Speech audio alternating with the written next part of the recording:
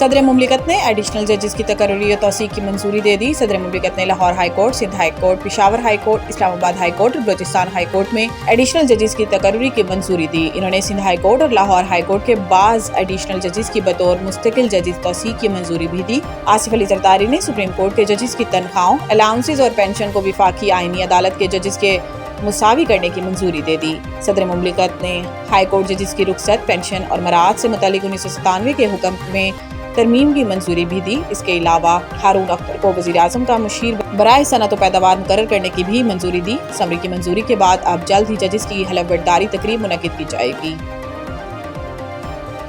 आज़ाद कश्मीर इंतखाबात के 3 मराहिल मुकम्मल, बड़े बुर्ज उलट गए। रिपोर्ट के मुताबिक 38 नशिस्तों पर इंतखाबी अमल मुकम्मल हो गया। मुस्लिम लीग नून 38 नशिस्तों में से 24 पर कामयाब हुई। पीपल्स पार्टी 12 नशिस्तें हासिल करके दूसरी बड़ी सियासी जमात बन गई। अवाम दोस्त बाजू पार्टी एक नशिस्त जीतने में कामयाब हुई। LA 16 पर मुस्लिम लीग नून के मीर अकबर को वाज़ेह बढ़तरी हासिल है। 186 में से 174 पोलिंग स्टेशन के नताइज मुकम्मल हो गए। 12 पोलिंग स्टेशन के नताइज ताखीर का शिकार है। आज़ाद कश्मीर इंतखाबात बड़ी बड़ी सियासी जमातों के बुर्ज उलट गए। 24 में से 20 सियासी जमातें एक नशिस्त भी ना निकाल सकी। PTI ने मुकम्मल बायकॉट किया।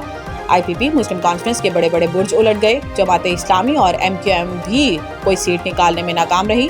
जम्मू कश्मीर पीपल्स पार्टी और JUIF के हाथ भी कुछ न आया। मुस्लिम लीग कॉन्फ्रेंस के सरबराह सरदार अतीक अपनी नशिस्त भी ना बचा सके। सरदार अतीक को 21,000 वोटों से शिकस्त हुई, जबकि IPP के सदर तनवीर अलियास को बदतरीन शिकस्त का सामना करना पड़ा। LA 15 बाग से सिर्फ 1200 वोट हासिल कर पाए। सदर वज़ीर आज़म का तमाम शहरियों ख़ुसूसन अक़लियतों के हकूक़ के तहफ़्फ़ुज़ का अज़म। अक़लियतों के कौमी दिन के मौका पर अपने अलग अलग पैगामात में इन्होंने तमाम मज़हबी रहनुमाओं, तालीमी इदारों, ज़राए इब्लाग और सिविल सोसाइटी पर जोर दिया कि वो ऐसा समाजी माहौल बनाने में अपना किरदार अदा करें जहाँ तमाम शहरी के अक़ीदे, शनाख्त और इंसानी वक़ार का एहतराम किया जाए। सदर आसिफ अली जरदारी ने कहा कि पाकिस्तान की मजहबी अक़लियतों ने तनाज़ात, जंगों, सेहत, तालीम और ज़िंदगी के दीगर शोबों में नुमायाँ किरदार अदा किया और आज भी दीगर हमवतनों के साथ मिलकर तामीरी किरदार जारी रखे हुए है। अपने पैगाम में वज़ीर आज़म शहबाज शरीफ का कहना था कि पाकिस्तान हर साल मुल्क में अक़लियतों की मौजूदगी, कौमी धारे में इनकी शमूलियत और इनकी खिदमत को खराज तहसीन पेश करने के लिए कौमी सतह पर अक़लियतों का दिन पुरअज़म अंदाज में मनाता है। पाकिस्तान में मौजूद अक़लियतें हमारी कौमी असास का जुज़्व ख़ास हैं और हमारी मतनू मुआशरती तहज़ीब के हकीकी हुस्न की आईना है। इन्होंने कहा कि आज का ये दिन मुख्तलिफ़ तबक़ात और बरादरी में इत्तेहाद, पुरअमन, बक़ाए बाहमी एहतराम और सबके लिए मसावी तरक्की के हवाले से पाकिस्तान के गैर मुतज़लज़ल अज़म की तजदीद का मज़हर भी है। पाकिस्तान के मतनू मुआशरा में मुख्तलिफ़ मज़ाहिब, सकाफ़तों, कौमियतों और रिवायात से ताल्लुक़ रखने वाले लोग मिलकर रहते हैं।